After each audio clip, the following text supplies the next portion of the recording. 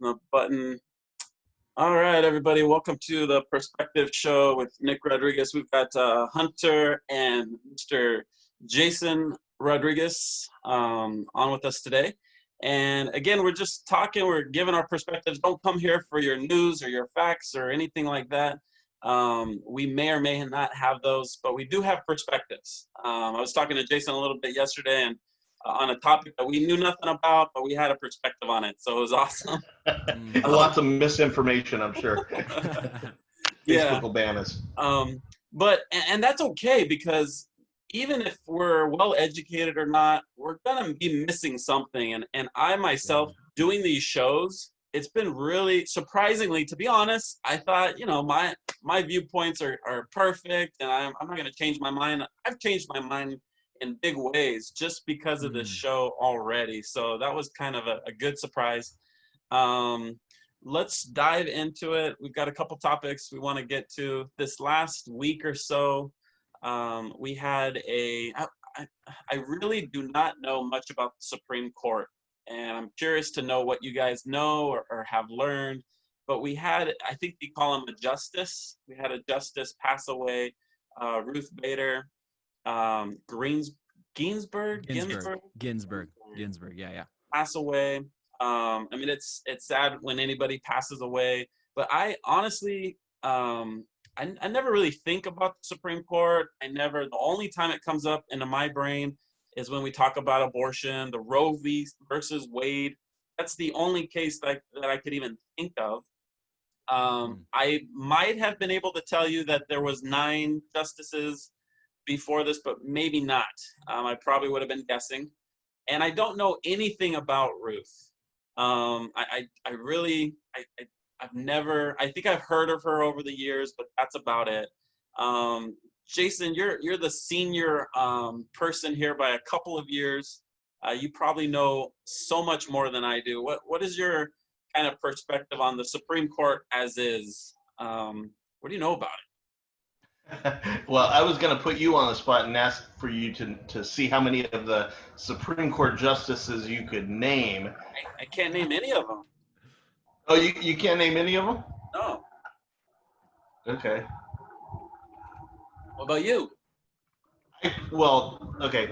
So, interestingly enough, I have to admit, if I'm going to be honest, that prior to just recently, I did not know that there were 9. Okay. And I'm sure I couldn't name 9 of them. I know Kavanaugh because he was in the news, he was the most recent appointee. And, so I know that name. I remember, well, maybe I don't remember, Terrence, the African-American guy, because I remember when he got nominated, there was a lot of that was in the news. So very few of them do I even know their names. Okay. I didn't know much about this lady either. I actually had to I Googled her and read a Wikipedia entry to get some information. Yes. The Brett guy. Now that you mention it, I remember the whole fuss about nominating someone. I didn't realize that it was to the Supreme Court, actually. So we've already done this, all right? Actually, you know what? I forgot to start out with this. I wanted to start out with this, but Hunter, it's the first time on the show. I want to ask you, because me and Jason had already talked about this a little bit and we'll get back to the Supreme Court. You're not off the hook, Hunter. Think about the names of the Supreme Court justices. I already Googled them. Good. I got them look them up right now. But talk to us a little bit about what does the news, what does that look like to you? Do you wake up in the morning and check the news? Do you watch it on TV at nighttime before you go to bed?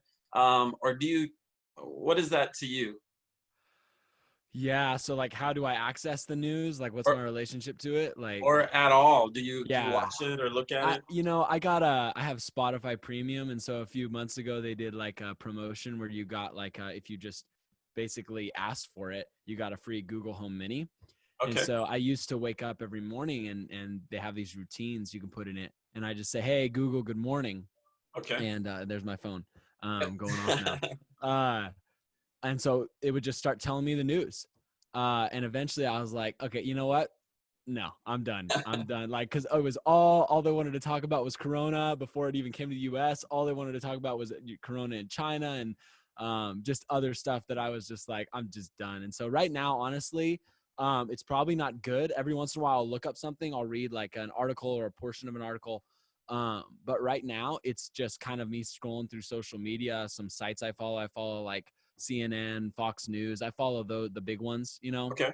So I'll see some stuff they post. And just, I mean, social media, if it's not a news network, it's somebody ranting about something that happened. So then I'll be like, oh, what happened, you know? But I didn't even know Trump, and it seems like no matter how fast I think I find something, I'm like, somebody else knows before. Like my coworkers are like, oh yeah, we heard. I'm like, oh, okay. Like I'm way behind no matter what I do. But I guess Trump has COVID now, and I didn't even know that until last night. My dad told me. I was like, what? Oh, okay. So yeah, I don't have a lot of I don't do a lot of interacting with the news, honestly. It's very similar to myself and Jason both. Yeah. I on purpose do not watch any of it. I don't like yesterday because we're doing the show. I looked into some things. But I when I was younger, for part of my reason it was when I was younger, I would get into it. I got into all this politics stuff. And then I kind of like figured out the game. Like me and Jason were talking if we had watched the debates. I was like, I already know what's gonna happen. You know, Trump's gonna say something and the media is gonna say this, or Biden's gonna say this. I mean, it's just it's to find out what really happened, you've got to go to the source. You have to really, and it's just this, to me, it seems like the same thing over and over and over. And I just didn't want it in my life. So I don't, unless it pops up and I have to know about it, then I'll look into it. But I really don't get into it. And Jason, he is a student of BuzzFeed. And what was the other one? Yahoo. Check that out. Yahoo. Yahoo News. Let's go. Let's go. He's dying. What's Yahoo again? I forget. What's Yahoo? What century is that from? I don't know. That was my response when he first said it too, Hunter. Yeah. So now we know we've got the level playing field here. We know nothing and all of that. So Hunter, what did you know before we were going to talk about this, and what have you learned kind of just at large about the Supreme Court and maybe Ruth? Yeah. Honestly, man, I'm kind of ashamed. I had a good just education when it came to just our government and learning how it functioned, learning how it worked. Okay. And my sister actually was really involved. She was a tutor at City College for political science, and she on her own volunteered and set up this whole like organization to teach kids how our government was ran. Nice. And so she did that up in Oakers for a little bit, and it was this awesome. She came out with just over the top creativity, engaging the kids. We did cool things. I was this, I posed as a spy one time, and they came after me with Nerf guns in the forest. Like, this whole like, here's how our government works, and here's what. And so I should know a lot more than I currently remember. But basically, Ruth Bader Ginsburg, I just heard, she died. She was on the Supreme Court. She was leaned towards the left, one of the more liberal judges. And then there's the hoopla of like, her dying wish was that, wait till the election to appoint another judge.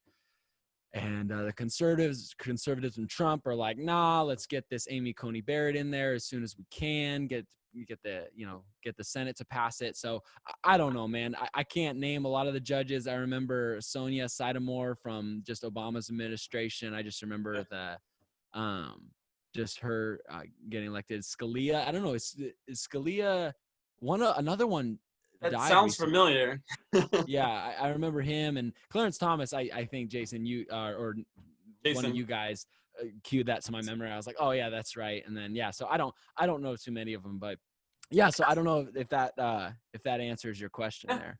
No, it's important for everyone to know that not everybody knows everything. Everyone Yeah. is coming to the table with different information, different backgrounds. So it's good to know. Do you guys know any other cases that have ever gone to the Supreme Court recently or historically, other than the Roe versus v. Wade or whatever? Yeah. Again, yes, but memory cannot recall. Like, Yeah. I know in my head, I'm like, oh yeah, I remember reading about this case and that case. And yeah, 'Cause it's mostly for got, me, just the like, Supreme Court has got to be really, really important. You know, I yo, mean, heck yeah. but it's like I don't know. Even the Roe versus Wade. You have a hard time with that, don't you? I have a hard time. In my brain, it's Roe v. Wade, and I know that's not right. Well, the V is versus. It's Okay, Roe was one side of it, versus or against Wade, which was so the they other do side. say Roe v. Wade, though. Sure. Yeah. Okay. But even that case, like, I know it's about abortion, but is Right. it? Like, what is it really? What is it Yeah, really? that's good. I don't know. Jason, do you know? No. I don't know. I really don't know. So Hunter, you mentioned kind of the controversy around that was should we replace her right now, or should we wait until a new president because it's so close?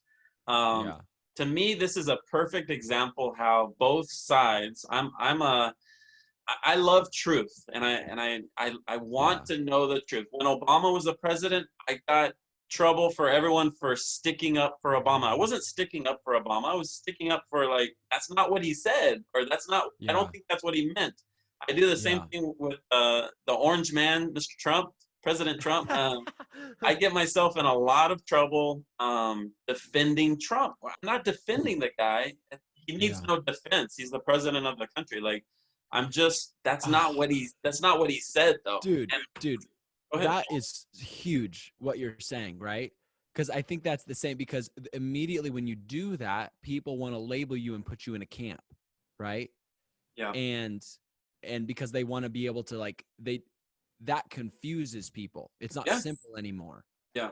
They want it to be simple and easy, and you're for Trump, you're that. You're for Obama, you're that. But I think that's so awesome that you can kind of just hold both, and you're like, I don't need to be in a camp. I don't need to, have all my, eggs in this basket, and my hope is in this. And so if you attack this, then, my identity's on the line, because, so anyway, I don't know what you're saying. I'm like, wow, that's really cool, man. Yeah. And I really try to stay in the mindset of that I'm probably wrong, but this is what I believe. And so it creates a pretty good balance where I don't do it perfectly, but I try to stay open. Like this morning, we can let's jump into the debates. We may come back to the Supreme Court and stuff, but I was trying to. Me and Jason talked a little bit about the debates yesterday, and that we kind of were gonna see it from maybe a Trump side of a point of view, and we wanted to see the other perspective. Jason, Jason, you want to talk a little bit about that? Actually, what you told me yesterday. You actually asked some other people, right, to seek out. I did, yeah. So me and Missy watched the actual debates, and we just watched it on YouTube without any commentary. When it was over, we didn't like go to the news channels and listen to any commentary or anything like that. We just watched it. We just took it in, and after a little bit, we kind of talked about and discussed what we saw, and kind of joking around, we were like, okay, so what do we think the headlines are going to be tomorrow? Well, I found out later on that evening, not even an hour later, what the headlines were, because they came out real quick. Wow. But I went to work the next day, and I talked to a few different people and just asked them if they had watched the debates, and if so, what did you think? What was your feedback? And I really I never taught politics at work. I rarely have conversations at work about anything other than work. But I was curious to see what other people thought. However, pretty much everybody that I talked to had the same kind of takeaways that Missy and I did from the debate. So I don't know if I just happened to talk to people that just all have the similar point of view, or I don't know. I was kind of looking for, like, yeah, can I find somebody that, where's the person that was like, I mean, you read the headlines, and the headlines in the news are totally, anti-Trump on the debate, but everybody that I talked to thought that it was pretty good for Trump and not bad. So yeah, anyway, I'm just trying to find an actual person, not the news, but an actual person who felt like, hey, that went really well for Biden. Like, dude rocked, like he really did well. I haven't found that person. Hunter, did you watch the debates at all? Yeah, actually, I pulled it up on YouTube the day after, and yeah, I mean, if you want to know my thoughts, I thought it was a disaster, just honestly, for both. It was. I think personally, what I felt was, I feel like I'm seeing the age of these men. Yeah. I feel like I'm seeing like that kind of stubborn old man, like not like, and I don't mean that to disrespect, I hope, but it's just like, like that's what it felt like. And, and honestly, I am just to show my cards. Yeah. I'm most likely going to vote for Trump. That's kind of where I'm at, for different reasons. I'm not on the, Trump is, the king bandwagon at all. But I was impressed by Biden, because most of what I've seen has been not good. I don't know what the guy stands for. I don't know.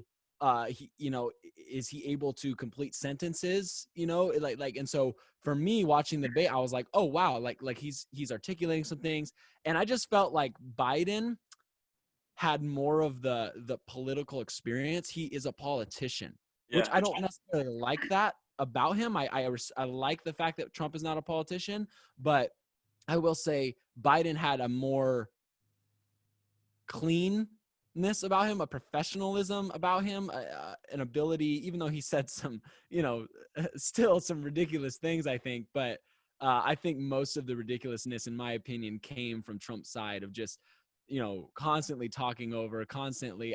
I personally think Chris Wallace did a good job moderating. I was talking to my parents, and there maybe were some parts where he, I don't know, maybe was a little unfair to Trump, but I'm not on that. I'm not on the side that's saying like, Trump was debating Chris Wallace and Joe Biden. No, he wasn't, man. Trump was going insane. Like, what are you doing, man? Like, he's being Trump, it's whatever. It's just, he's being who he is, Yeah, I like that. I already like how you're kind of, I feel like the right person to have on this type of a show, because you can be honest about this stuff. You're not afraid of saying that you felt like Biden did a better job or whatever. I didn't watch it. I didn't watch it myself. Like I said, I hardly ever watched anything like that. But I did go back because of the show and watch some of it. And that was one of the things that I thought too was, wow, this Biden guy, he doesn't seem like he has dementia or whatever. And I right. Right? Like, I understand that can come and go, and you can have he's been resting a lot lately. Some people said that might be why that he looked fresher. Maybe, but they are, but, Go ahead. but they're, they're pretty old, both of them. Yeah. I heard some people saying that Joe Biden just seemed like an old angry man, and Trump was interrupting all the time. But I haven't talked to anybody with the perspective that you had about the moderator. What did you think, Jason? Yeah, I 100% agree with Hunter. When I saw the news and stuff the next day, and obviously, the conservative side was kind of talking about the moderator and how he was, how he was going against Trump. I didn't agree with that. One of the things that Missy and I made note of, however, was that we felt like the moderator actually did a really good job of standing firm and standing up against Trump. And when I say against him, I just mean in what Trump was doing to interrupt and try to disrupt Biden, which I think was obviously done on purpose and was part of his strategy. But I felt like the moderator did a really good job of being firm with him. Whereas, and this was the point that Missy and I both kind of took away from the debate, in contrast to Biden, who I felt like Trump just ran over. He just ran him over. We felt like the moderator, who's not a politician and he's not running for president, did a better job of holding his ground, standing up, being firm. And both of us, our takeaway was basically just like, okay, when looking at who we want to run the country, I'd rather vote for the moderator than Joe Biden, because Biden just got ran over. Interesting. Huh. I just honestly, I just assumed that what they were saying about the moderator was true. So it's interesting. I didn't even think to question that. I just assumed that the moderator was against Trump and attacking Trump, and so it's good to hear you guys. I mean, that's the complete opposite of what I just assumed listening, reading the headlines or whatever. So you guys watched it.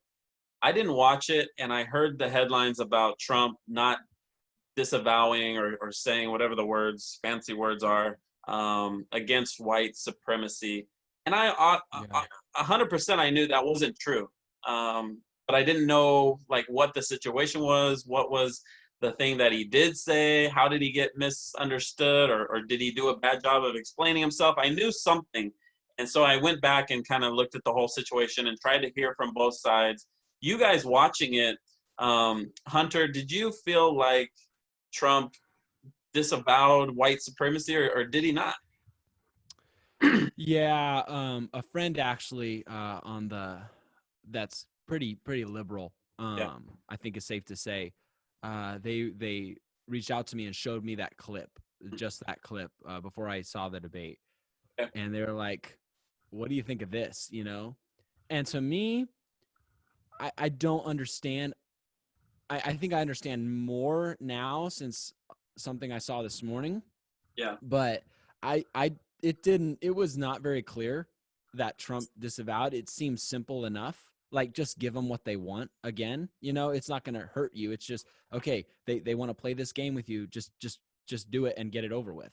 Like, get it over with. Like, obviously, if you're against white supremacy, why are you struggling? Just say it. Just say it, and that's what they're wanting, Yeah. And sometimes you don't want to give them what they want. And maybe there was some political thing that he's, having to navigate there that I'm unaware of, which honestly could be the case. I mean, who am I I don't know. But I think this morning I saw just, I don't know, I follow this satirical news site called the Babylon Bee. Oh yeah, I love them. They're the best. Hilarious stuff, right? And they were like, okay, here's showing a clip of, not once, Joe Biden saying not once has Trump disavowed white supremacy. And they're like, here's 20 clips of him doing it, And so for me, I was like, oh, it maybe makes more sense now, where it's like Trump, I can see him being sick of it at this point. Where he's like, I'm not just going to play your game. I'm not just going to, you're trying to like trap me. What are you trying to do right now? So on firsthand, I'm just like, dude, why are you taking time on this? Just say, yeah, I already have, and I do it again. I condemn white supremacy and the KKK and these other organizations. There are some organizations that I'm not too familiar with. Proud Boys is the one he mentioned specifically. I looked up them a little bit. They don't seem as extreme as something like the KKK or something ridiculous like that. But I don't think they're maybe an organization I would side with either. But anyway, that's kind of my 2 cents. Real quick, dude. I could run 30 seconds. I feel like my screen just keeps getting darker. Should I go get a lamp real quick? Yeah, go for it, man. We'll keep talking. You're good. Sounds good. So yeah, what did you feel like as you were watching that point or hearing about that? So obviously, like Hunter just said, that there's lots of things out there where Trump has done interviews and made statements to very clearly condemn certain organizations, people. I think David Duke is, a white supremacist guy that's pretty famous. So, I mean, there's a lot of stuff out there where he has been very clear and made his stance known and talked about how I don't need their support. In the debate, it's my opinion of what I saw was kind of twofold. There, as they were talking, as the moderator was talking to them about it and saying, "Will you, denounce these organizations?" Yes, I will. So he was saying, yes, I will. I'm not, I'm not for this, but he stopped short of, and this is what I think Hunter was saying, he stopped short of clearly coming out and just saying, I do not support white supremacy or the KKK. Now, as I was sitting here listening to Hunter, I was thinking, as someone who is also not a white supremacist myself, I am completely unfamiliar with white supremacist groups. So I could not, right now, if you were to put me on the spot and ask me to denounce these white supremacist groups, I'm gonna look at you funny because I don't know what you're talking about. I wouldn't know who to denounce. I wouldn't. KKK obviously is the only one that I know. I mean, they're the most famous ones, right? So I wonder, putting myself in Trump's shoes, trying to feel what maybe he felt. I just think, I wonder if maybe the fact that he legitimately is not a white supremacist or doesn't have those feelings, dude, maybe he just doesn't know who to denounce, because I would have no idea who to denounce outside of just a general denial, which I felt like he did. I felt like he was generally denying any kind of support for that. Yeah, there's definitely excuse me, a huge history of him outright denouncing. Even if we look like to laws and stuff, he's been way harder, in my opinion, on these groups, white supremacy and Antifa, all of it. There's really it feels to me this is one of those unfair where a certain perspective is grabbing on something that isn't. They saw their moment to make a big deal out of it. He said, sure, like, isn't that the best way to denounce it? No, but like what you guys were saying, I feel like he's like, I'm tired of this question. Like, really? You asked, that same moderator asked him at the last debate the same question. So I thought that was interesting. But to me, he's irritated. I mean, think about, do you denounce Hitler? Like, if you were asked that I bet he's asked that almost every single day by that press corps and all that. I feel like it was a horrible way of answering it. But from my perspective, I get why he was like, sure. But also, if you think he is racist, this is where perspective comes in. I can 100% get where these other people are going. See, he couldn't even simply denounce it. I mean, it's a bad situation. It's one of those where you kind of, go ahead, Hunter. It feels like you're trying to make me look weak right now. Yeah. Like, that's what, when I think about it, that's what it feels like. It's like you're trying to get me in a corner and I don't want to go there. And sure, I can say it, sure, but and I think maybe that's what Trump was dealing with. It's like, we want you to read this script. I condemn such and such organizations, Yeah. Read it. If you don't read it, you're a racist. If you don't read it, you're a racist, and I don't know. It's what the heck, guys. I don't think it was a good question, honestly. I don't know, unless the left is screaming that, which maybe they are. From what I've heard, like the opposition to Trump that I hear is along those lines. He's a racist. He's I don't know, misogynistic. He's, you know, whatever. I like your point that you said it wasn't a good question. I feel like it was he knows the answer. He's asked him this before. So maybe a better way of asking it would have been, hey, you've denounced Trump. You have denounced white supremacy over and over and over and over again. And still, there are so many people out there that feel like you wouldn't or that you don't. Is there anything you would like to say to those people? I don't know. You know what I mean? Like a better way of saying it than Yeah. Whether or not it was a good question, I still think it was a lost opportunity for him. Yeah. To kind of set the record straight, or to talk to the American people that maybe don't watch the news but tuned in to watch that particular debate and care about that particular topic and are wondering. He would have served his own purpose better by taking a different approach, regardless of the question or how the question was framed. I think it was a missed opportunity for him to do a better job of winning some people over that may care about that. Yeah, I'll agree with that. Yeah, I think he lost. He got, you know, his ego or whatever. Like Hunter, you're talking about. I agree. It was one of those. He wanted to look strong. You know, you don't want to be asked the same question over and over like that, knowing that it's kind of a who doesn't, you know, say white supremacy is bad or whatever. The Proud Boys, I do know a little bit about them, like just to hit on that because Hunter had mentioned that. They were kind of a funny, it was started, this group was started by a comedian that was political comedian. And he kind of himself walked away from this group because they got a little too radical for his comfort. They are not necessarily out there trying to start trouble and stuff, but I think they're a group that are kind of like, hey, if you guys start stuff, we're going to come in and finish it type of thing. So that kind of, I hope, adds more insight to why he told them to stand, whatever he said, stand back or stand down.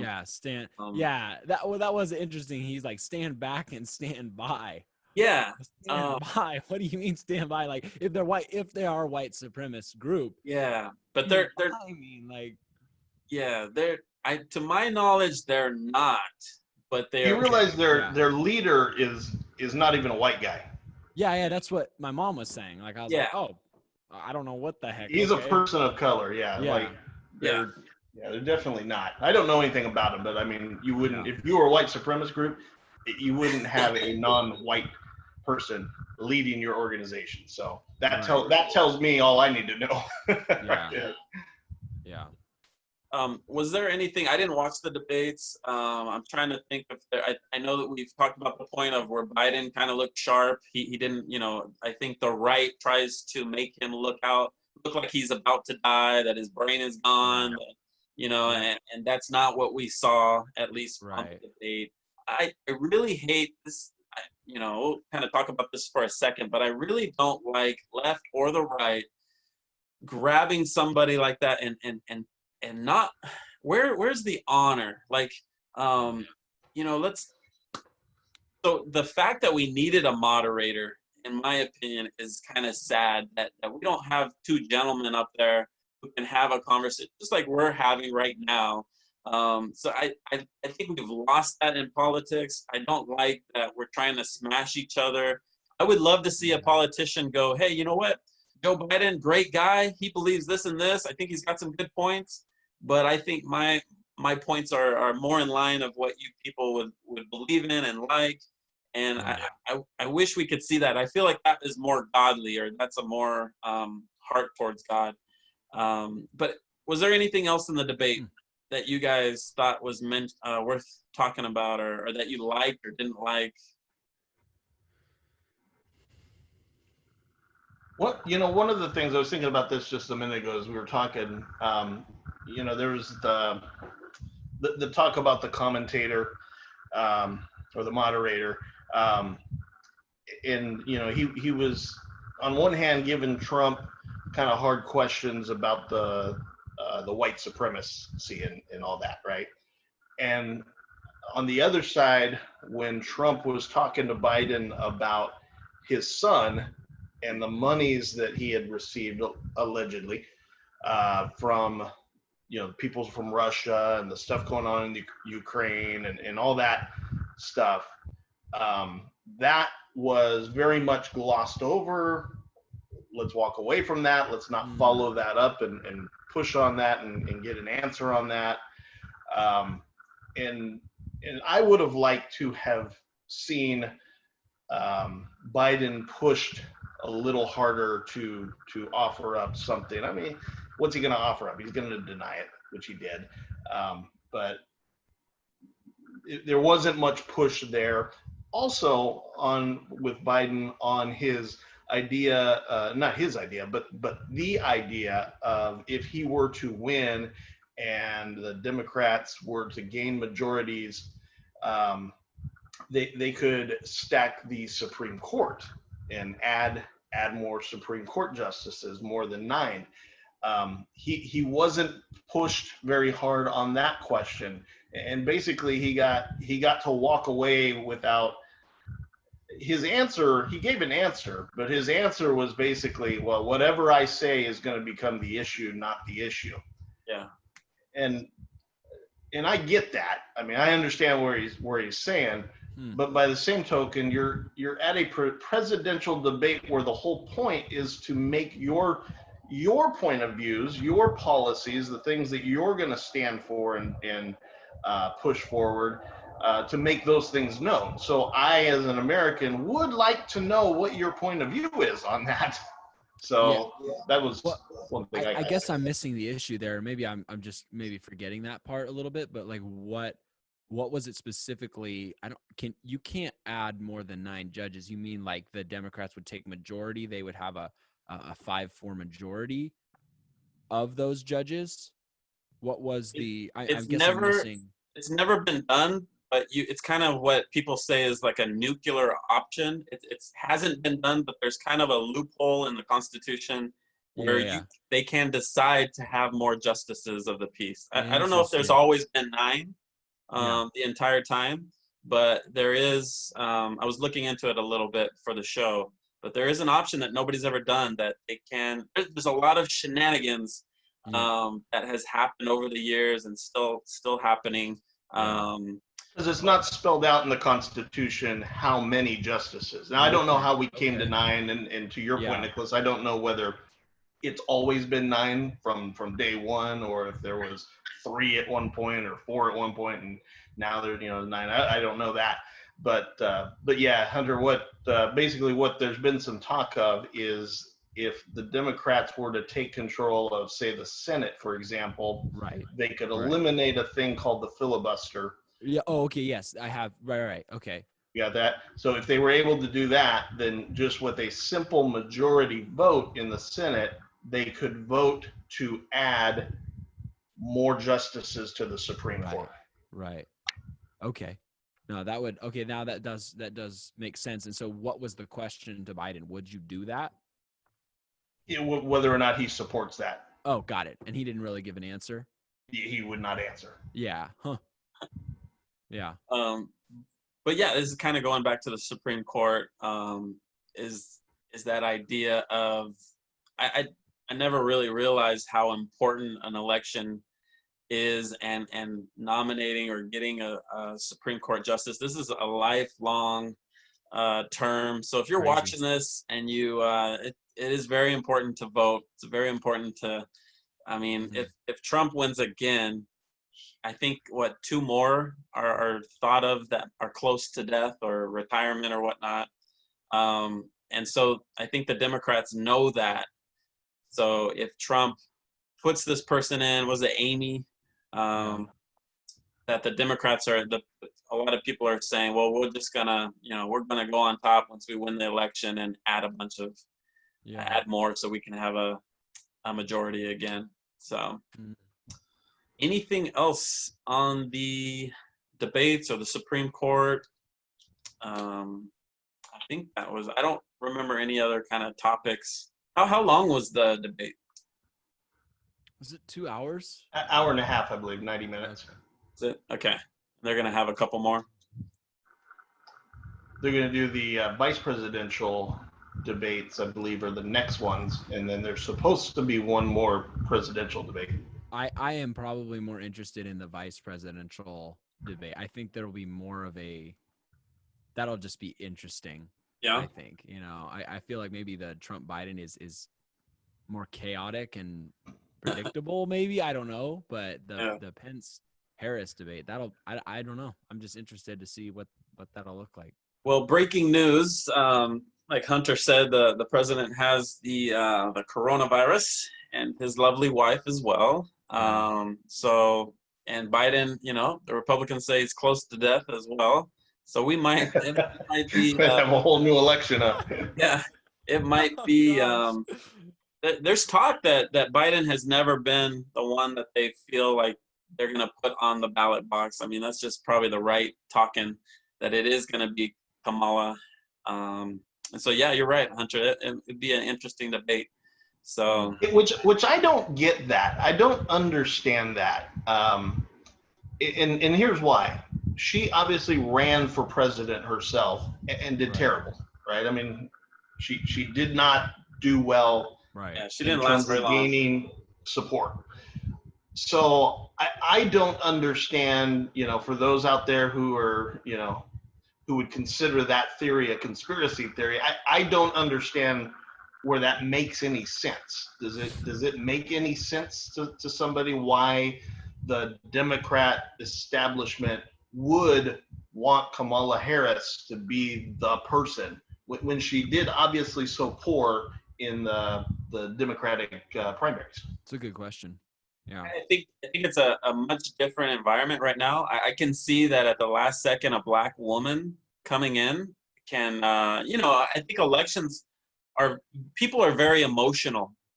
So that day when it comes to voting, however they're feeling, you know how many people are on their way to vote who don't know who they're going to vote for? I think there's a lot to that people, I've heard time and time again, I was on my way to vote. I didn't know who I was going to vote for. And so I just voted for this person. So I could see, Wow. how the media could take something and, okay, here we go, our last push. And whether you want to vote for her or not, or Biden, I can see that happening. But I get all Alex Jones, on stuff like this. I really, to me, it doesn't make sense that Trump and Biden are our guys. It really, to me, it makes it seem like there's people behind the scenes and all that. I mean, I get all, I don't know if you guys know who Alex Jones, crazy conspirator. No? No. Okay. But yeah, to me, we've got these powerful groups and stuff in the back, and these, to me, it just seems like they're puppets. Maybe Trump, maybe he's the one that kind of broke through, but I don't know. I get all conspiratorial when we start talking about that. I think even since the beginning, that's something that Trump has had, at least the visual of it, that he's perceived as someone who's not a puppet. Yes, 100%. That's, if anything, something Trump has going for him. And I whatever you think about the guy, that is something I do appreciate about him, that he's not necessarily a politician in the same, I don't know, at least perceived, the way I perceive him.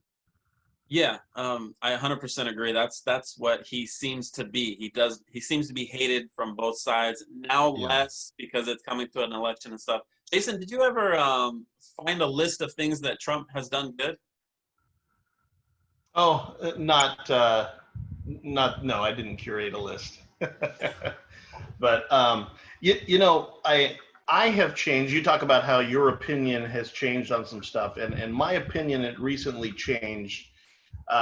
One of the things that has always bothered me about Trump since he took, the presidency, was the constant turnover of people within the administration. He's firing this guy, he's firing this lady, this person in, that person out, and just constant, just running through people. And it bothered me. But I heard something the other day that finally made sense to me as to why there was so much change. And it was in relation to this that we're talking about. It was that because he was an outsider to the establishment, when he first got into office, he's got to fill all these positions. I mean, just all these positions. So he's having to take recommendations from obviously the party that he's a part of, and so he's he put somebody in here, okay, and kind of take recommendations and fill all these spots. And then he realizes, man, these people are not doing what I want them to do. Yeah. So out you go, and okay, we'll put somebody else in there. And so in the context of that, it finally made sense to me why there's been so much turnover in just bunch of different positions across his administration. It always rubbed me the wrong way, but in light of somebody putting it to me that way, it finally made sense that because he's not part of the establishment and he does really want to make change, he's fighting with people that he's put in these positions because they have their own agendas, and they're part of the entrenched political system that he's trying to fight against. So anyway, I thought it was interesting. It kind of changed my point of view. Yeah, that's interesting to hear for sure, man. Yeah, that's what I'm hoping is happening. I'm hoping to me, honestly, it's always seemed like he was a patriot, and he's doing this out of his service to the country. And I think a lot of people think he's doing it for himself, and this. I don't know. I mean, we don't know, but I'm hoping. Are you surprised that he's running for a second term? Myself, no. I have always believed that he is doing this as a patriot. I feel like he is very patriotic. He's very doing what's best for the country. Whether he's right or wrong, you never know anybody's motives, but I've never believed the whole he's doing it for himself type of thing, or he was running to advertise or promote his companies and he kind of got stuck being the president. I don't know if that's true. He's talked about it forever. He goes back, if I'm ever president, 30 years ago or whatever. So he's always been passionate about this stuff. He's always been, and to be honest, this show has, you talked about laying your cards down. This could be detrimental for me in my relationship. But talking to Brett, talking to my lady is very anti, and you can't even say the Trump name around her. She will begin to vomit. Man. So it's fun. But I didn't vote for Trump. I really hate that he's even an option, not because of his policies or this, just the type of personality or just how obnoxiously kind of mean he can be. I hate that. Totally. And Brett, talking to Brett on the show, he kind of was like, well, you don't have to vote for the man. It's more of like the office, and for me, unfortunately, it's Trump. I wish we had a better option. But I have to decide what I feel like America is all about. And I feel like that side lies more in what I feel America stands for. Law and order. Lately, the riots, and we can kind of get into this. I know, Hunter, you wanted to talk about this a little bit. Trump is just so diverse and stuff. I wish there was a better person, but I feel like he's going to keep law and order. I feel like he is doing a lot of, me and Jason were talking the other day, I forget if it was on a show or just talking, that it's hard for us to come up with the good things that Trump has done. And you had actually, you want to say that real quick, Jason, about what you thought was maybe the reason. Do you remember what you said? I thought it was kind of an interesting thought. Who knows if it's true. Do you remember? I don't recall. I don't recall. I think it was at dinner. You said that maybe he's the most humble person in the whole world. Oh yeah. No, and because this was coming right when we had dinner. This was right after the both the Democratic convention and then the Republican convention. And yes, and during the Republican convention, for what I felt like was the first time, they really did a good job of laying out a lot of the things that Trump has actually accomplished while in office. And his personality is obviously, a big personality. He's very brash. He talks a lot of shit, on Twitter. And one of the things that I feel like, anyway, that he doesn't do is he doesn't do a lot of bragging about himself and what he has accomplished while he's been in office. And so that is why I made that comment, because it surprises me for as big as his personality is and what you would imagine his ego is. I mean, the dude's got his name on the side of buildings, right? So you think egomaniac, and but he has not just gone out there and blasted his accomplishments, and so I viewed it as potentially being humble.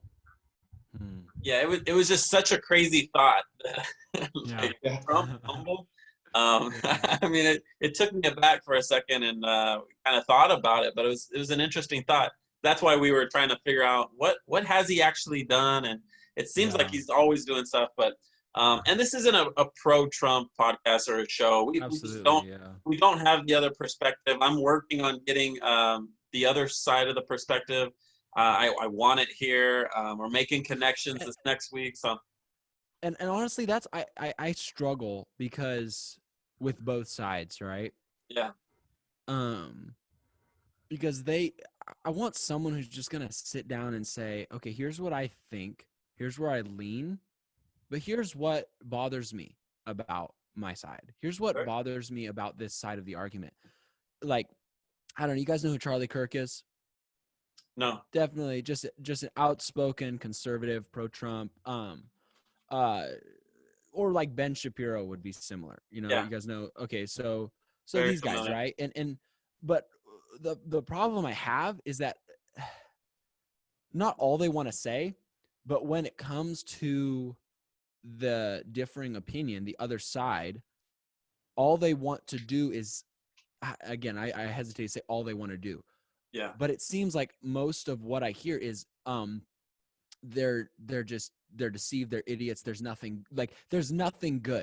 Yeah. There's nothing good because and a lot of these people I probably make an income off of their podcast, off of their whatever. I follow some other ones as well. And it's like, and so that's how you get the views, I guess. You make a bold statement and I guess that's sad because that's just the state of the country. I think politicians is really one way. It's a reflection of the people, Yes. This is like, we're in this because not there's weird people up front. No, because we put them there. This is if you don't like who's in there, part of it is due to you, and this is a reflection of us. But I guess that's the problem I just have is that whether it's the left or right, they don't want to say, here's actually what I value in the other side's opinion. Here's actually what I value. Here's the problems and the holes I see in my side, that I'm not really able to answer like I would like. But instead they want to say, I am completely right. Here's my list of facts that makes me right, and here's a video of the other side looking like an idiot and me looking okay. And the other side, same thing. Here's my list of facts. Here's why I'm completely right in everything I do. And here's why you're an idiot if you don't agree with me, you know?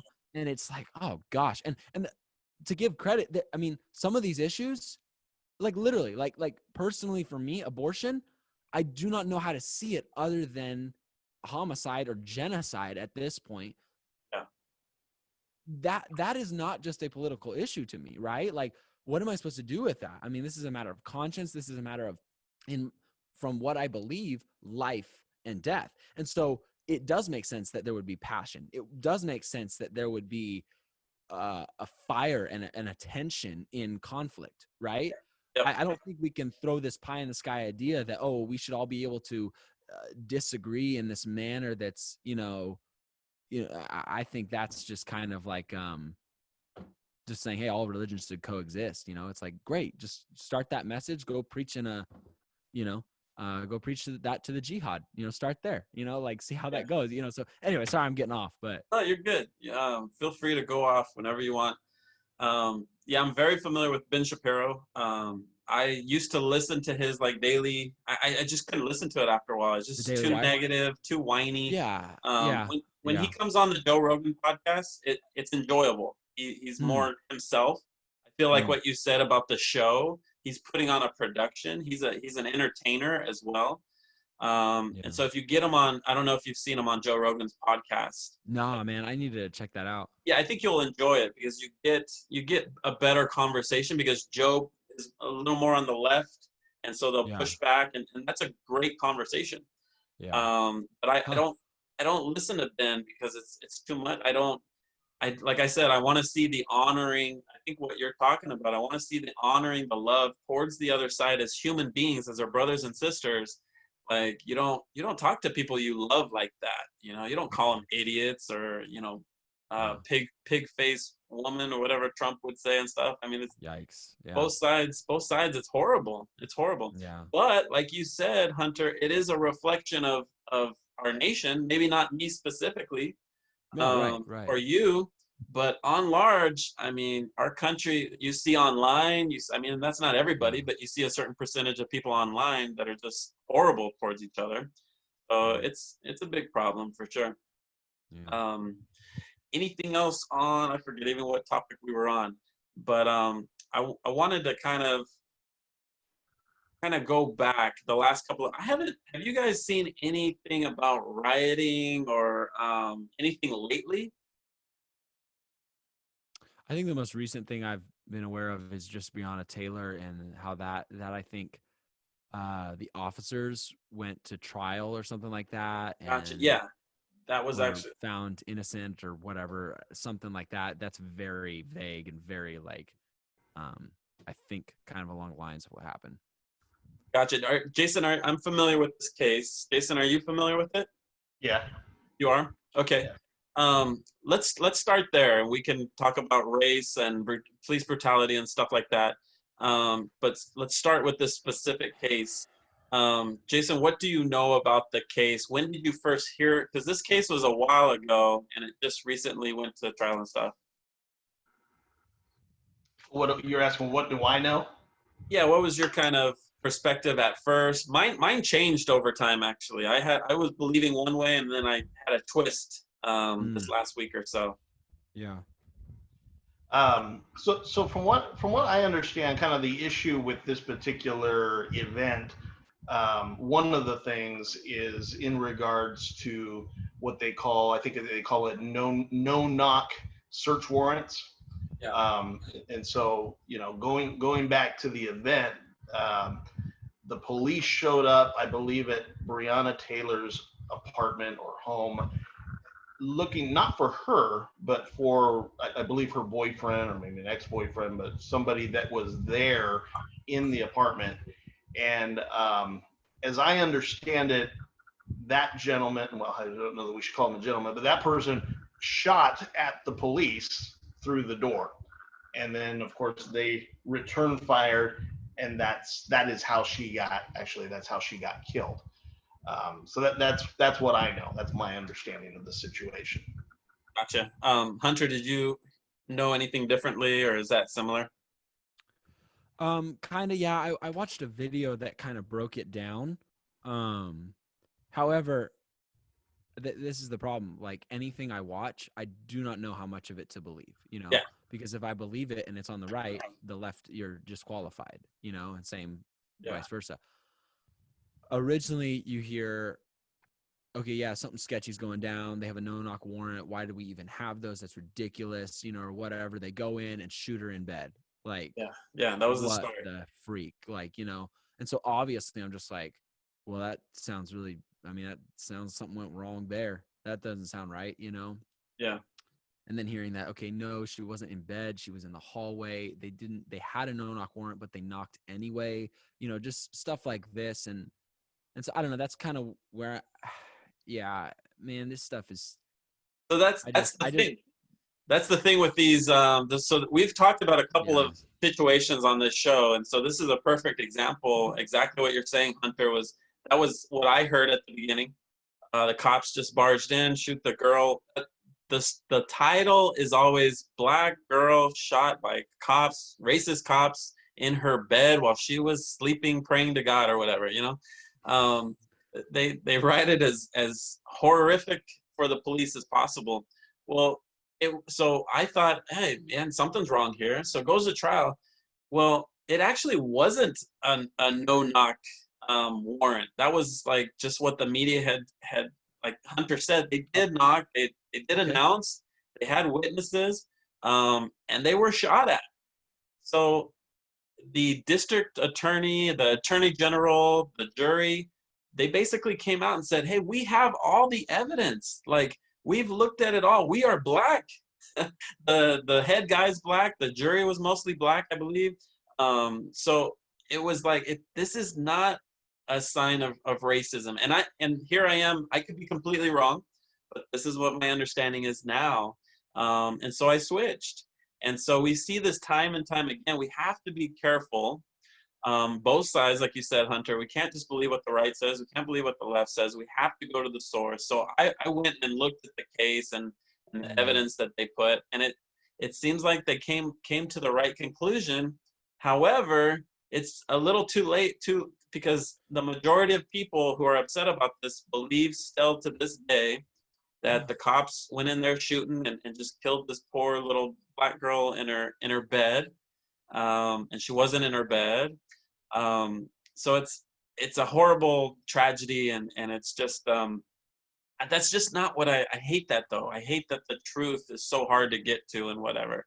But overall, I hear the black community. I hear a lot of different communities. They feel 100% that there's racism to the point where cops are shooting black people. That is a real feeling that people are feeling.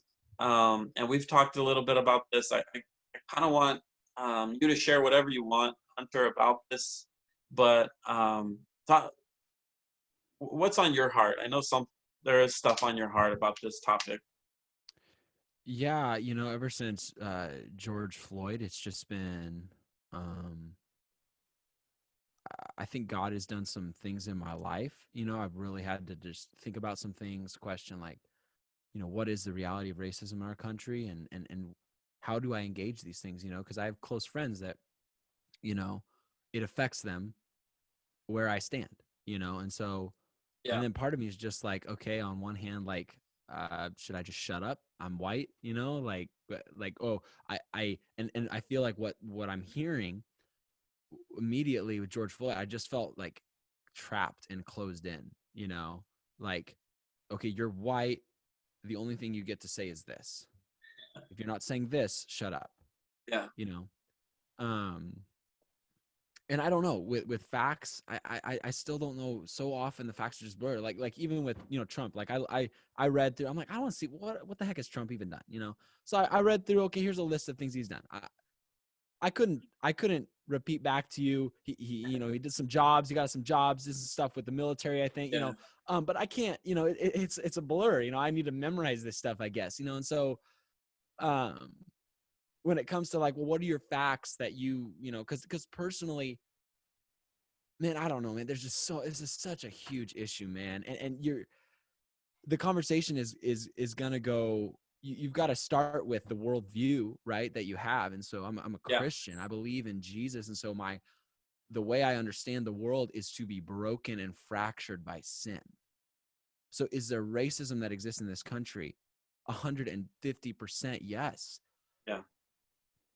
Is it at the highest levels? Yes. Now, to what degree and extent does it influence our country? I don't know. But when it comes to, okay, we need to start making all of these drastic changes based on this belief that these things are all motivated by racism. It's not that I have these hard facts. I just look at it and I'm just like, something within me doesn't make sense here. That doesn't seem to be a wise thing, or it seems that there's so much emotion that is driving here, not a necessarily truth. You have your truth, but then you inflate it all with emotion. So I don't know. And when it comes to man, I hate how I just can jump off the train. No, you're good. This is what this is for. Yeah. It might come back to me, but I don't know. I mean, I'll let you guys kind of talk. That's kind of where I'm at, trying to articulate it. You know, it's been a struggle these past months to even learn how do I articulate this? How do I struggle? You know, because I had shared something that really offended one of my close friends and several other people, you know, that came at me, and I didn't realize the impact of what I was posting, what it would do. I was kind of like, man, I feel like I'm hearing everything from this is all I'm hearing. I feel trapped. I see these church leaders having this perspective that I don't totally understand. I don't feel comfortable agreeing with totally. I don't feel comfortable jumping on this wagon, you know? And so I felt trapped. And then I saw this video and I was like, wow, this is a really different perspective. You know, and it's like, oh, and I shared it and I was like, you know, I don't know about everything here, but this seems like a valuable perspective. And some people just came at me, you know, and I'm not saying, oh, I'm a victim. No, it was unwise of me to do that. I did it in a lot of ignorance, I think. But it was just kind of like, wow, okay, now I have to deal with this. I have to deal with the consequences of sharing this and how that hurts so-and-so and how I've got to engage. And so it was a humbling process, but it also, I think, helped me kind of like really think and navigate through this and pray like, God, where should I be in this? Like, where should my view be? Like, how should I engage this, you know, as a leader in a church? Like, how do I love and engage people in the midst of this stuff, you know? So anyway. Yeah. So Hunter, why, and obviously I don't know what you're talking about specifically, but on one hand you say you posted this video that you felt like having watched it, it had a good, you know, it had a point of view that you felt like ought to be shared. And then you say, well, that was a mistake. I probably shouldn't have done that. What, can you give more detail on that? What is it you regret about that? Was it just the fact that it hurt people or? I don't think it was wise of me at the time to share. I think it was ignorant and I don't know, you know, because I later was like, yo, I'm sorry. I didn't mean to hurt you. I may not believe, you know, everything this person says. I might not be, you know, because I think that's so just to be honest, it was that I think it was going around quite a bit. It was that Candace Owens video of her basically saying, yo, here's what I think about George Floyd. Yeah. And I just think for me, in the position that I was in, that it wasn't a well thought through decision of, oh, I'm going to post this because I believe the Spirit is leading me to kind of share this and engage in this conversation. It was me being hurt, emotionally just wounded and struggling and angry and saying, yo, here's this, you know? And so I think from my heart that it wasn't something motivated by the Holy Spirit to share. Now, the content of the video, what she said, personally, I think I would agree with a lot of it. That's what I mean. But that doesn't mean because I agree with something, I'm going to go share it and post it and put it in people's faces and propagate it. Now, I don't know. Does that make any more sense, Jason? For me, I am overwhelmed by the complexity that it's not as simple as I believe something.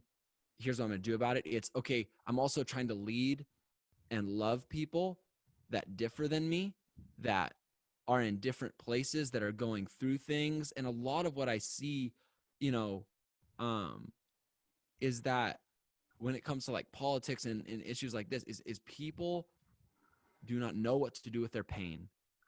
So they go here. So they do this. And so it's like trying to navigate now, like, oh, okay, like this isn't, let's go deeper to like, man, there's something going on in this person's heart. How do I love them through this? So I don't know. Does that answer your question? I feel like sometimes I just kind of weasel out of things and I want to answer the question. I want to be direct, but at the same time, I feel so overwhelmed by the complexity of everything that I think this is right. And then all of a sudden it's more complex than I thought. I think this is wrong. And all of a sudden I'm like, oh, what the heck? So I don't know.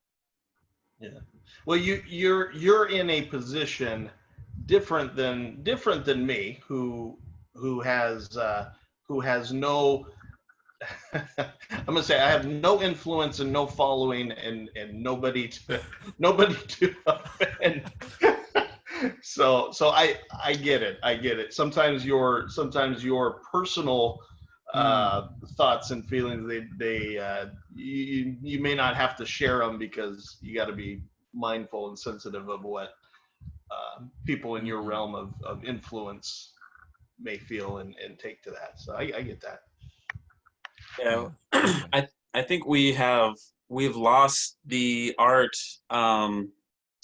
This whole show is based off of that scripture, Matthew 18:15. The idea of when there's an offense, you go to your brother, one-on-one, try to figure it out, you talk it out. If that doesn't work, you go get another person and you come and you try to work it out. If that doesn't work, you go before the whole church and you try to. The whole process is for reconciliation. That's the heart of that whole process. It's not to be right or wrong or mad at the other person, but I think we've really lost that. So and the other part of this is knowing your audience. I'm told that all the time. My brother tells me, everybody tells me, Nick, you sometimes just don't say that. Like that's not the place or that's not the time for that. So this internet thing we have, this social media thing, when we post something, we could be thinking one thing and these 40 people over here take it personal. We weren't even talking about that. And I'm glad that it sounds like a couple people at least came and talked to you, or maybe it was online. Yeah. That's where it gets tricky. On one hand, I was really thankful because it brought up some conversations, that I was like, oh wow, okay, like, yo, help me out here. Let's talk about this, Yeah. And one friend, we'll go back and forth and I'm thankful for those conversations. I'm thankful for the it's one of the most, it's, I think, a hugely valuable thing in my life to have someone. I'm afraid of losing them. It feels like our relationship is on glass. You know what I'm saying? Yeah. I'm afraid of losing them in the sense that, man, they are so valuable to my life because they see the world so differently than me. Yes. And I want to be challenged by that. That's going to challenge me in a way that, that someone who, obviously I'm not in agreement with everything on, but is more kind of like we grew up the same, or have the same view, that kind of same viewpoint, worldview, everything. It's not going to challenge me the same way. And so it's a weird thing though, because you're like, there's so much disagreement. There's so much like even tension, but there's still that relationship. And I think there's something so beautiful about that. And we've lost the ability to have that. Yeah. Because it's uncomfortable. It's uncomfortable. Yes. Like in that relationship, my pride has to be destroyed. I feel it. My identity has to be so rooted in being a child of God, not someone who's educated, not someone who has who is correct, who sees the world right, not someone who is a leader. I can't embrace any of those identities. I'm just going to fall flat, the moment I find myself wrong or question, but if I'm a child of God, man, I'm just free. I'm so free just to love people and not have to be right and not have to defend myself and not have to like, wow, you just insulted my intelligence. Like, whatever, like, anyway. Yeah. Me and my brother know a guy named Ryan Ruckman, and he used to have this phrase that he would say. I don't think he came up with it, but I remember him saying it a lot, was that people don't care how much you know until they know how much you care. And we when we have a strong connection, when we know that other person loves us and that they love us, there's a longer kind of cord of being able to go around issues and talk, but that love is what bonds it and keeps us together. And then another mentor of mine, Norm, he would always talk about the art of confrontation. I think we've lost this art of confrontation. We think confrontation, what do you think about? You think, I'm going to go tell that guy he's wrong. Yeah. That's confronting that the issue in the room, the elephant in the room or whatever, but there's an art to it. They have to know that you love them, that's more important. Annie Silk talks about that a lot up at Bethel. He's not at Bethel anymore, but he was. That the connection has to if you and your wife, Hunter, I don't know if he told you, Jason, Hunter's a newlywed. Congratulations once again, Hunter. Cool. But you know, hopefully you'll learn and have already learned that you can't even really talk about an issue until the other person knows that they're connected with you. It just makes it so much easier. And so I think, go ahead. It's like my pastor and close friend, you know, has told me that I just love how we're able to really talk about some just raw, deep things. And one of those was that rarely is an argument about a thing. It becomes about me. It becomes about you're attacking me, you know, because, and I think this is great stuff in theory, but it's not possible outside of a Christian worldview. It can be in a shallow sense. That's why it's so hard, is I cannot be unified with someone who's not a child of God in the same way that I'm unified with someone as a child of God. You know, I can have those because I know our identity is rooted in the same foundation, you know? And I think it's that when I can be free, and maybe I'm just being redundant at this point, but this has just been such a powerful thing for me. When I am free as a child of God, you can attack every viewpoint that I have and everything that maybe I've done or said or whatever, because that is not who I am. Doesn't mean I'm not responsible for those things.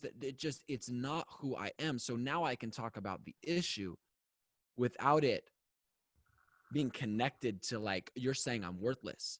Yeah. You know, even though I wouldn't say that, sometimes we're not even aware of, we just feel that. I just feel that, right, in a conversation. I can't even articulate what I'm feeling, but I'm feeling like, because you're disagreeing with me, you're saying I'm worthless. You're saying I'm, you know, you're demeaning me. You are, you know what I mean? Whereas, man, if I am rooted, and this is not easy, it's easy said, not done. But when I am abiding in Christ and finding my identity as a child of God, I am so free, because it's like, this is who God says I am. This is who God says I am. I am worthy in Christ. I am loved and chosen and enough. I am complete, you know, as the word tells me. And I think it's Colossians, I'm complete in him, you know? So this person, now I can talk about the issue, right? But I think because of sin, we're so prone to not do that. We're so prone to get off and feel like, no, you're attacking me. You're saying I'm worthless and I got to defend myself, because I mean, that's the core of who I am. And I feel like that's a lot. People are arguing, and they're arguing out of their hurt. Yeah. It's not about issues. It's about the pain in my life. You know, when I'm talking to people and they're super passionate and, like, you know, fired up about something, that can be good. But oftentimes I find that it's from a place of something else in their life, that's they're using this as an outlet to cope with this pain that's going unaddressed, unhealed in their life. You know what I'm saying? And that, like we talked about last time when I was on the podcast, Regen, you know, stuff like that, where you address that stuff, then you can engage in actual issues.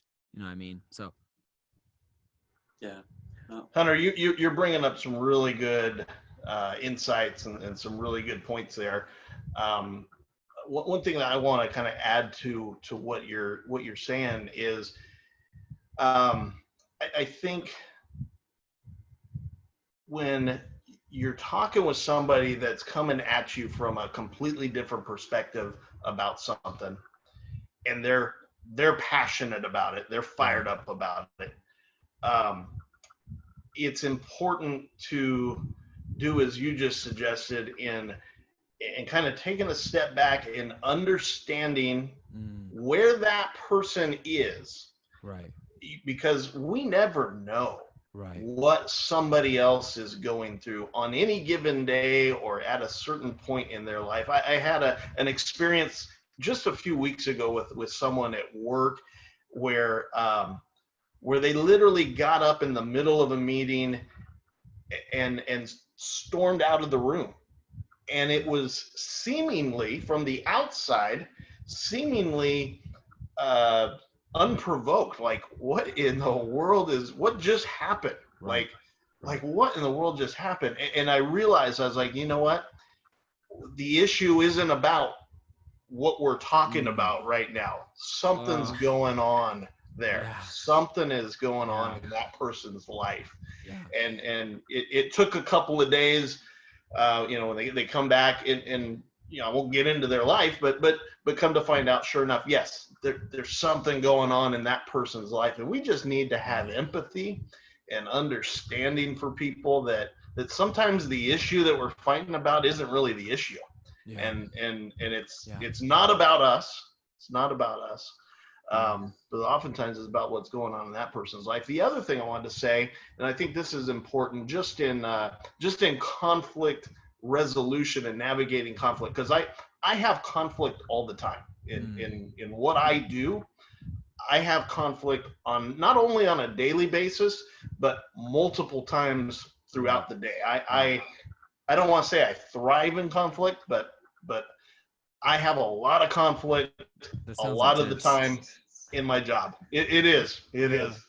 And what I have learned is, number one, try to understand where that person's coming from. And number two, part of that process is to ask a ton of questions. Oh, yes. The more you can ask questions, you're doing a couple of things by asking questions. You're able then to really get a better understanding and picture of what that person's point of view is, where that person's coming from, what their pain points are, what their understanding of the situation is, and just ask a ton of questions before you even think about offering up some sort of counterpoint. It's good. It's good. That's my 2 cents. Absolutely, dude. And if I could just comment one more thing, it made me think of, I love that. And my pastor, again, Josh, he said this one time. He's like, you can either make a point or you can make a difference. But often you can't you can't do both at the same time, And I think a lot of the times we want to make points, and especially and this is where relationship messes the game up. Because when you have a relationship with someone, that it's harder to just dismiss them and make a point.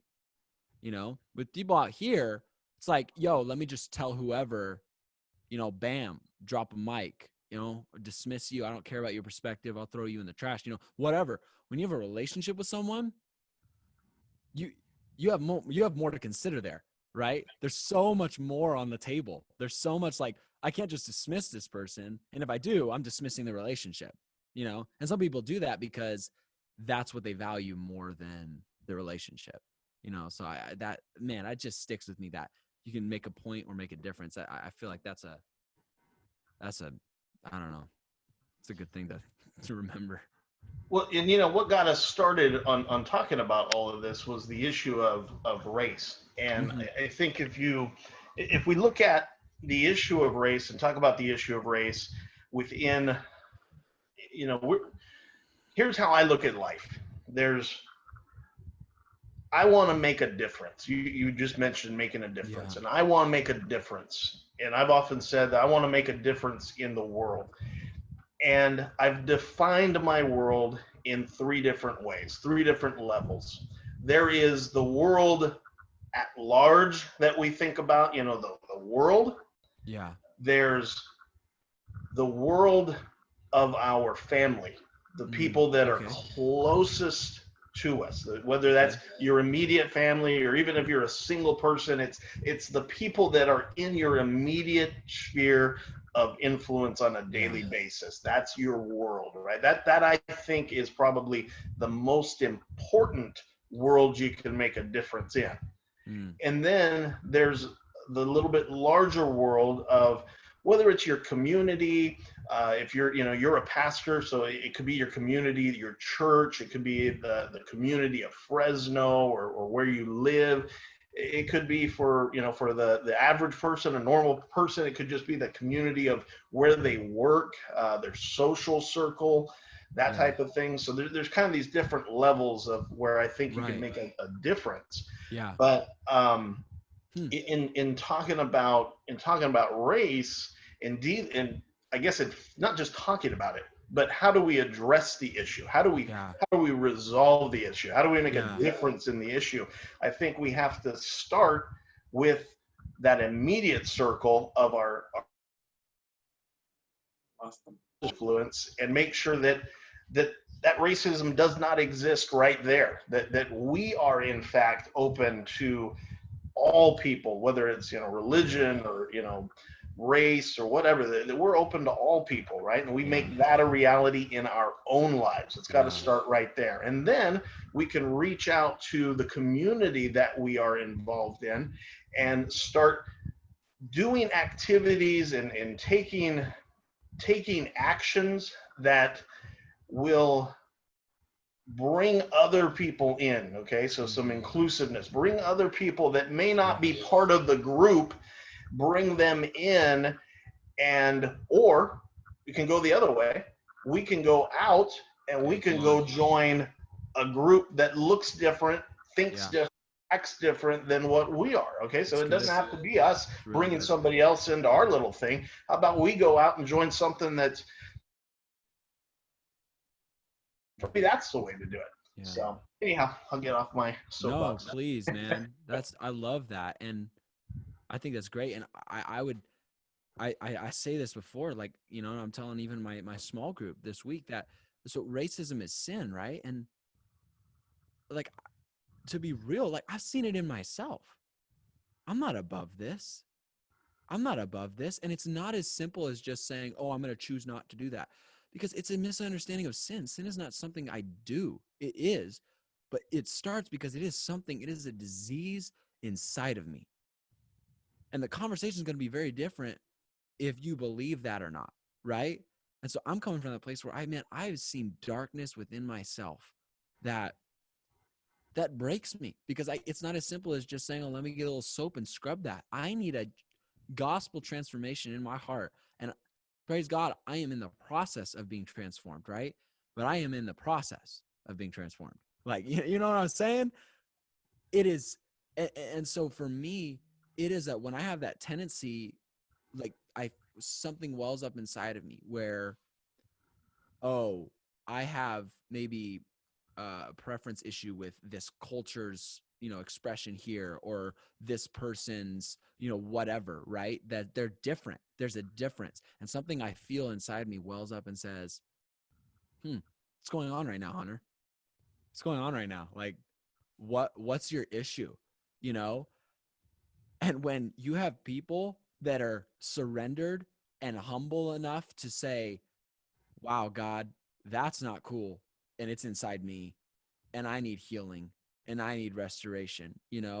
I think what you're saying, Jason, about starting like there, like that's, and for me, it's just individual to individual. Like I think there's times where I'll get up and I'll preach to, a group of people, right? And I think that's definitely needful. It's obviously, but I think what I'm finding right now is that so much of the value is just that individual relationship where it's like, okay, God, would you have all of me and cleanse me from my sin and the stuff that's in me? And then how do I bring someone else along on that journey? How do I, I think that's what the Bible calls discipleship. It's teaching them the truths of Scripture and helping them walk out their relationship with God. And again, all of this obviously is totally in the context of someone who has the worldview of a believing Christian. I don't know how to work outside of that, honestly. We can try, but it's all going to be surface stuff. And I don't know how to do the surface well, in some ways. We can talk about sports or whatever, but like, if you're going to talk about these deep things, we can't unless if you're going to hold an atheistic worldview, we're just not going to agree on a lot of stuff, and we will be unable to move forward in a deeper way. So I don't know. I'm just kind of going off again. Hunter, I'm curious. Have you ever felt racism towards yourself as a white man? That's an interesting question. So like, uh, Have you ever felt like a different race or culture kind of treat you differently for being white? oh, got you. Yeah. That's an interesting question. Because I don't know. Because when I've balled, a lot of times I'll ball in the hood. Yeah. And I've I've balled with groups that are majority, not white. Yeah. And I do feel excluded. I do feel kind of like you're out there or ignored or just, and even, I mean, even like, let's just be straight honest right now, right? When my black buddies I'm hanging out with are calling each other the N-word, I feel a little left out. Like Yeah. I'm not trying to degrade anybody. That sounds like an affectionate term to me. Yeah. Like, yo, I want to call someone my, and so there's that too. It's like, oh, yo, Hunter, you better not say that. But I realize there's been years and years and centuries of history where groups have felt that all their life, what I'm feeling in a little taste. So I don't even know if I'd call that racism. I would just call it an awareness of race and culture in a moment, right? Like I think like Lecrae, it's interesting how he's like, I am constantly made aware of my skin color. When I go into a store and they don't have products for my hair, which is specifically for someone whose hair, there's a difference, between, people of color have a different way they grow hair or whatever. Anyway, I don't know why I'm getting stuck on this, but I feel like, I'm going to say something wrong. Oh my gosh, who's going to watch this? Oh no. But and so it was really stood out to me. I was like, wow, that's really interesting. Is that racism? No, I think it's an awareness of, oh, I'm reminded of this aspect about me. I can't just escape this aspect about me. And I think a lot of the argument is when you're white in America, you can't escape that. You are not made aware of that very often. So I don't know if I answered the question. I don't think I've ever, as far as I'm aware of, been experienced racism towards me. Yeah. Just more that understanding of like, I am not the majority here, and no one's trying to like help me out. But but what is racism though? Like, I mean, Wow. the definition, I would assume, I haven't looked it up for a while, but I would assume it's treating someone differently based on their race. Yeah. Right? It doesn't always have to be this, I want to kill that person. Right. It's just like they were racist towards you. You're not black. You can't say that word. But it's not a hate coming from that. It's we do treat each other differently based on race sometimes. And I would change the definition a little bit, sure. maybe, of that, because I wouldn't say treat, because I'm going to treat everybody different based on who they are in the experience, my behavior towards them. But I think when it comes to the value of, I value you here and here based on your race, as a human, as a person, you have either more or less value depending on your race. I think that might be as a better definition. Here's the actual definition. Oh, yeah. There we go. So, Bam. So prejudice, description, or antagonism directed against someone of a different race based on, this is what Hunter's saying, based on the belief that one's own race is superior. Mm-hmm. Yeah. So it's go ahead. But this is where it gets complicated, right? Because I don't personally find myself to have a problem with race as much as I do with culture, where there are some cultures where I'm just like, yo, I'm gonna be honest, mariachi music, not my thing, not a fan at all. Like, is that racism? You know what I'm saying? Like, whoa, like, stuff like that, right? Where it's like, I don't like this aspect about that culture. Is that racism? I think maybe it can be perceived, and it maybe can be, honestly. But I think we confuse maybe those two as well, right? Where it's saying, yo, I don't I don't have a lot of respect for this culture's expression of something, or that maybe culture in period. Yeah. Is that racism? What is that? Because that's something. Yeah. There's got to be a name for that. Yeah. There's preferences. But there would even be a difference if you just didn't like mariachi. That would be different. And if you thought mariachi wasn't a real music genre because it's not even music compared to country music, it's garbage. Right. Yeah, it's is that stereotyping there, Jason, or what? No, that was stereotyping. Yeah. I'm all about that rap. No. It is. We have preferences, and I was going to share. Jason, before I do, Jason, have you ever experienced? Yeah. You used to be Mexican, right? You look white now, but you were. You said, I thought it was interesting. You said you identify, like you feel like you are Mexican, right? Yeah. Yeah, and it's funny because it definitely depends on where I'm at. I'll go places, and people will speak to me in Spanish, like I'm one of them. Yeah. But on the other hand, I remember in high school getting on the bus to go home, and I wasn't Mexican enough, and the other kids on the bus would pick on me and make fun of me because I was the white guy, and I had to sit.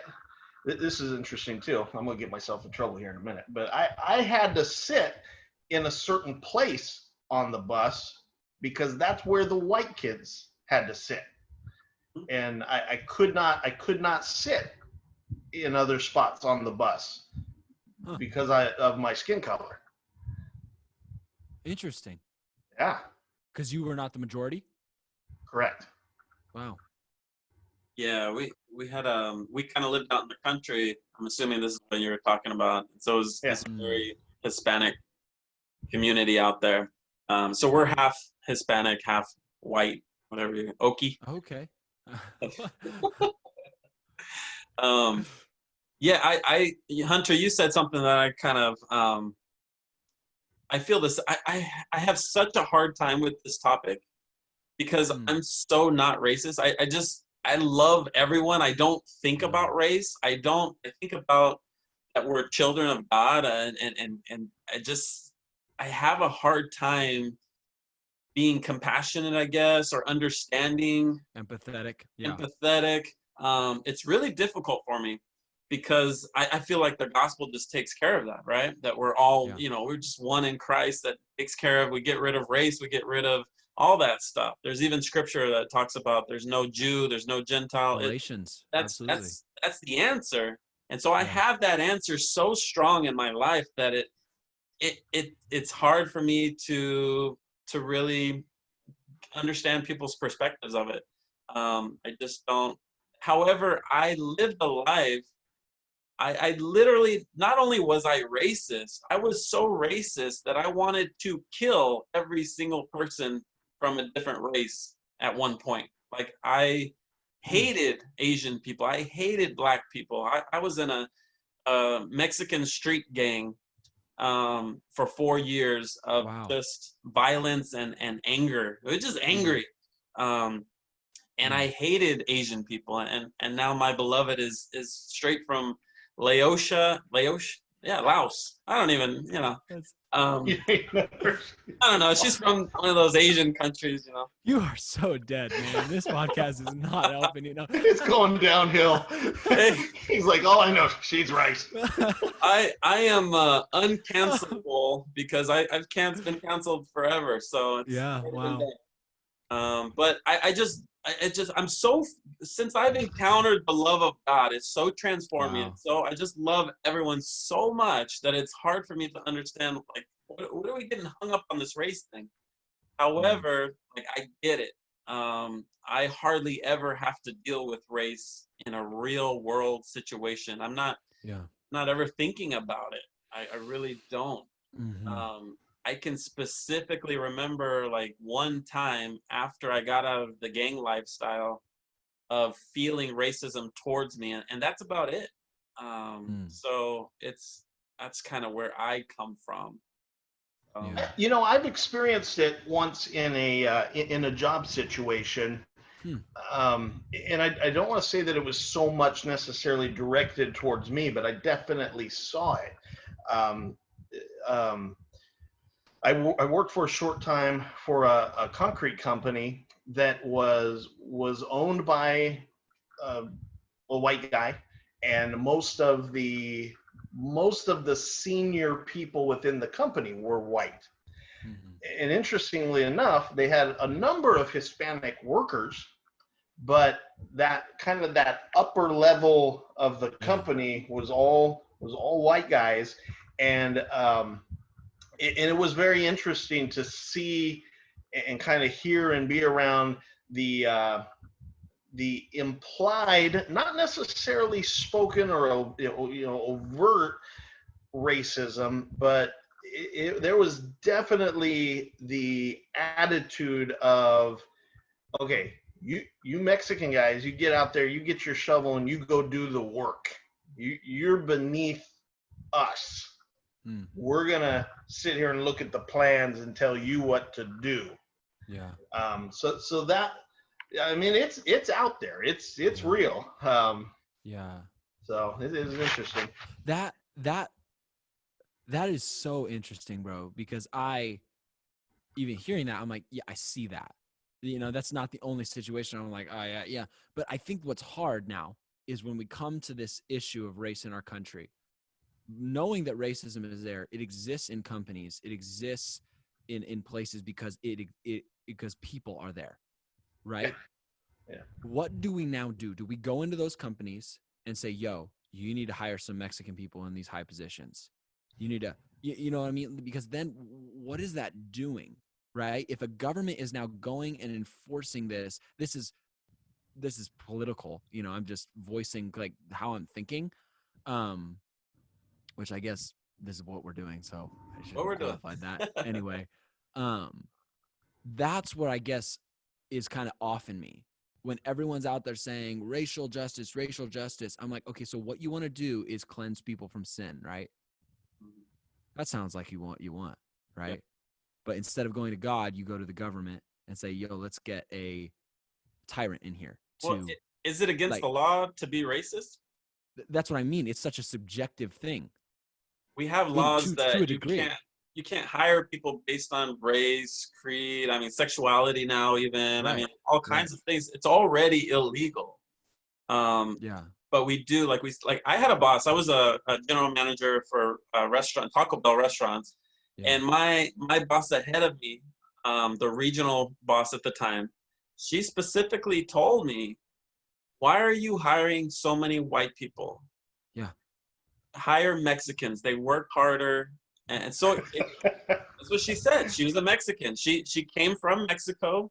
She came here illegally and she made it. She's risen up and she was a hard worker. And she viewed that Mexicans are hard workers, white people are lazy.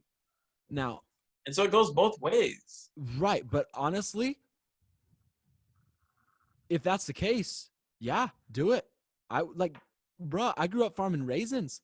You didn't see white people out there. There's Mexicans. I was working with a bunch of guys, not Mexicans, like Central Americans. I was working with a bunch of guys one time, couldn't even speak their language. You know, I'm trying to like do what little broken Spanish I have. They're from El Salvador. You know, they come up. Spoiled white people want to be out there. You know, I played football for a spoiled white Christian school. We lost. You know, we won against other spoiled white kids. You know, so like maybe that's racist, or maybe I'm just saying, yo, if she's right. But I would say that's harder workers. That's the culture that we're here, though. I bet if you go in a different part of the country, the white people, they work hard and they work all day long. They get up at dawn and they do the cattle or the dairies. I mean, that's hard work. And so, I think, you know, our family, Nicholas, I mean, if you go back, our mother and then even more so our grandmother, they used to be the people in the fields. Yeah. They were there were no I would say there were no Mexicans there, but not here.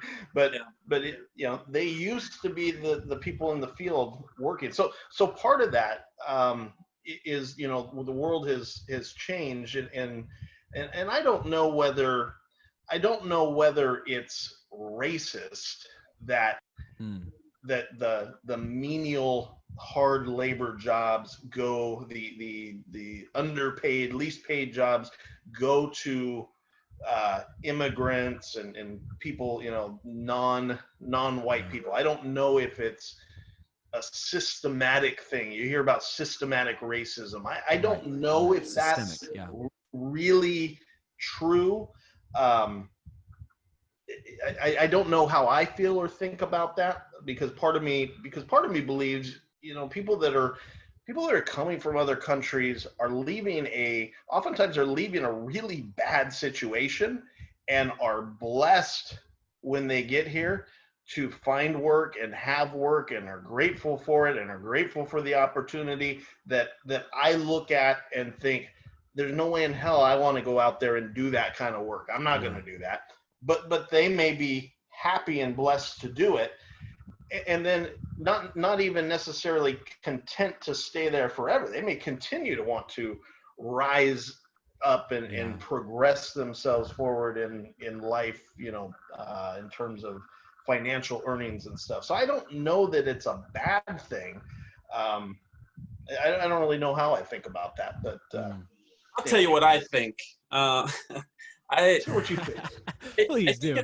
I think it's just the normal, there is the racism in there. It's going to be there because that's just how people are. And so what happens is the white people came here, they started working hard, they grew up, and now they own the businesses. Other people come, they don't know anything other than hard work. They start working hard, they rise up. You ever watched Hamilton? Dude, that's good stuff. That was good right there. Rise up. But it happens. Now you have the slaves that they all hard work. Now there's business owners. It's just a circular thing that happens. Even in generations, you have the first generation that lives together. They work hard. They save up their money. They send their kids to college. They still all live together. The kids go to college. Now they are making more money. They buy their own houses. They start a business. It's kind of I don't think it's always. And maybe it's not totally related, but my sister showed me this cycle kind of pattern one time, and it was like, wow, that's profound, right?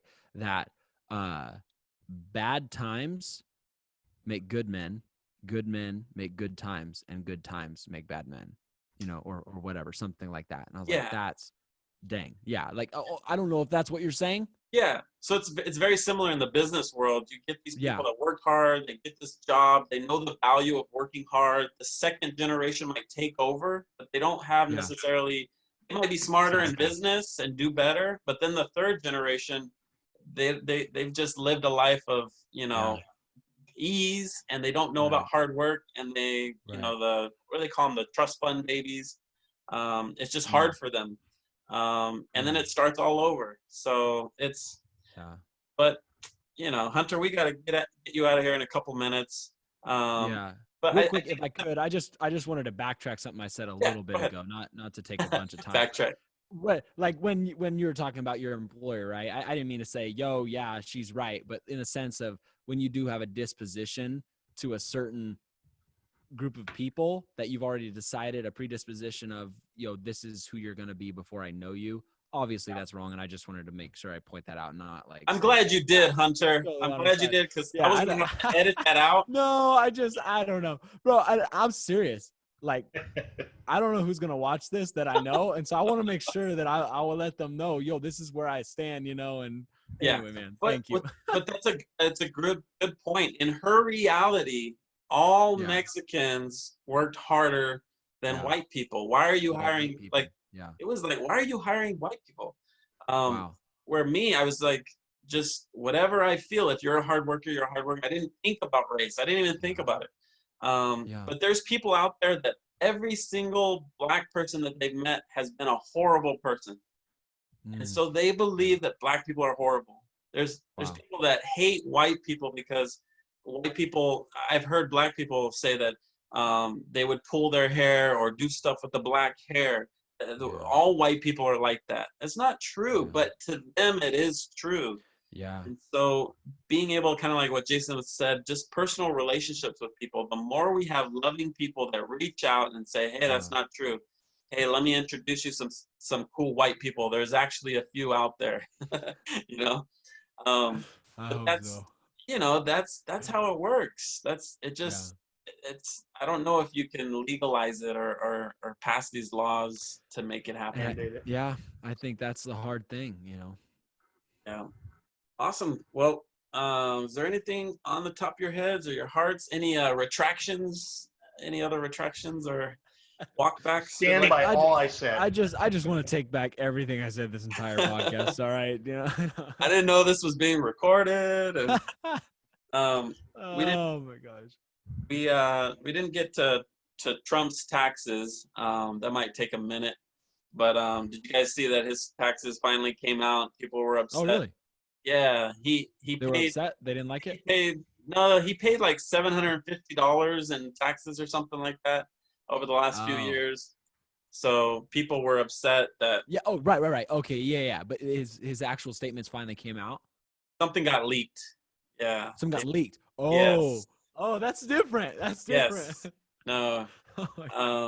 So yeah, there's this idea that, you know, if you don't pay taxes that you're somehow cheating the system or whatnot. But, you know, he basically was going by the laws and just didn't have to pay taxes because of how the tax code is written and stuff. You saw how expensive his haircuts were. Yeah. Did it show? Is that what got leaked? It was like, what? It was like $75,000. I think it was like $75,000 of tax deductions for haircuts. Yeah. Is that for him? Is that for his staff? Is that for? I don't know if it was just him. I don't know that. I don't know like if it was all just employees of all businesses he owns. He's like, yo, did you guys get haircuts? You know. No, I think it was for him during like the Apprentice days when he was on. What the heck? TV. Yeah. Yeah. All that's tax. All that's tax deductible. Right. So we get into these things. They're following the law. So, you know, if we don't like it, we got to change the laws and stuff. But I thought that was interesting. His taxes finally being released. People were upset. Yeah, that's interesting. A lot of money to keep that due up. Yeah, I absolutely. I don't know how it's 75,000 though, man. It was over a few years, I think, though. Yeah, well, bro, I won't spend that on my hair in my lifetime. Like, Yeah. You know what I'm saying? Like, what? Who is this guy seeing? What kind of stuff is he putting in that? Oh, Hollywood stuff. Well, and it was interesting though too because I think it was his niece that was the hairstylist. So it was very expensive haircuts that the niece was charging. So He's like, yo, you need some money? Give me a haircut. I'll pay you like $3,000. You know. And that is total misinformation. I hope it goes viral, but yeah, I just pulled that out of my ass right now.